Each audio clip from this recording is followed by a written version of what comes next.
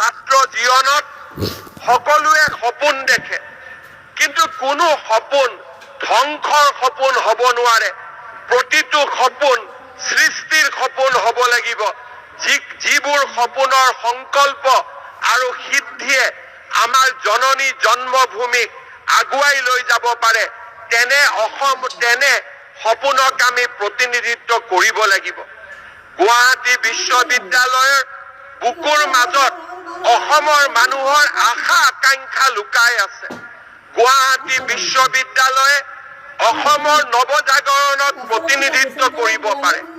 গুৱাহাটী বিশ্ববিদ্যালয়ৰ উপাচাৰ্য, পঞ্জীয়ক বা আন অধ্যাপক অধ্যাপিকাসকল যেতিয়া ছাত্ৰ ছাত্ৰীৰ বিভিন্ন ধৰণৰ সমাগমৰ মাজত নিৰাশাৰ সৈতে থিয় হৈ ৰয়, তেতিয়া মই এনে এক জীৱনৰ পৰিৱৰ্তে মই কল্পনা কৰো যে আমাৰ উপাচাৰ্য, আমাৰ পঞ্জীয়ক, আমাৰ শিক্ষাগুৰুসকল ছাত্ৰ ছাত্ৰীসকলৰ বাবে সমস্যা হ'ব নালাগে, প্ৰেৰণা হ'ব লাগে, প্ৰেৰণাৰ উৎস হ'ব লাগে।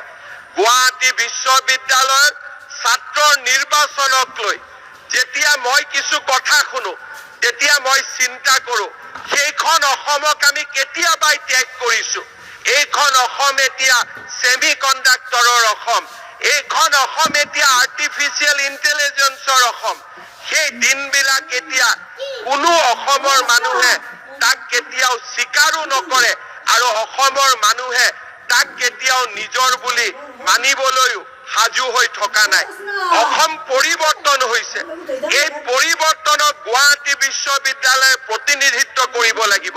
নহলে পৰিৱৰ্তিত অসমখনৰ যি অশ্বমেধ যজ্ঞ অনিৰুদ্ধ যাত্ৰা, গুৱাহাটী বিশ্ববিদ্যালয় তাত পিছুৱাই যাব।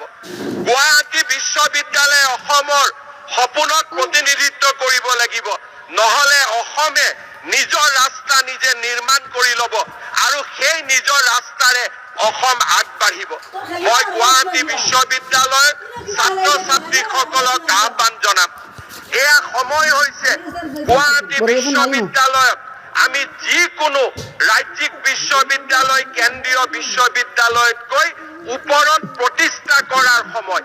গুৱাহাটী বিশ্ববিদ্যালয়ৰ সন্মুখত এতিয়া আন্দোলন কৰাৰ সময় নহয়, এতিয়া গুৱাহাটী বিশ্ববিদ্যালয়ৰ পৰা ভাৰতলৈ মহাকাশত যোৱা ভৱিষ্যতৰ মহাকাশচাৰীজন নিৰ্মাণ কৰাৰ সময়। এতিয়া গুৱাহাটী বিশ্ববিদ্যালয়ৰ সন্মুখত পঞ্জীয়ক আৰু উপাচাৰ্য ৰুমৰ সন্মুখত আন্দোলন কৰাৰ সময় নহয়, এতিয়া গুৱাহাটী বিশ্ববিদ্যালয়ৰ সপোন হৈছে নেক্সট আৰ্টিফিচিয়েল ইণ্টেলিজেন্সৰ মূল শক্তি গুৱাহাটী বিশ্ববিদ্যালয়ত নিৰ্মাণ কৰাৰ সময়। গুৱাহাটী বিশ্ববিদ্যালয়ত এতিয়া সময় হৈছে আধুনিক যুগৰ তক্ষশিলা নিৰ্মাণৰ সময়। গুৱাহাটী বিশ্ববিদ্যালয়ৰ সন্মুখত এতিয়া সময় হৈছে আধুনিক যুগৰ নালন্দা নিৰ্মাণ কৰাৰ সময়। আন্দোলনৰ সময়ৰ পৰিৱেশৰ পৰিৱৰ্তে বিজ্ঞানৰ আন্দোলন, ক্ৰীড়াৰ আন্দোলন, নতুন আন্দোলন নিৰ্মাণ কৰাৰ সময়।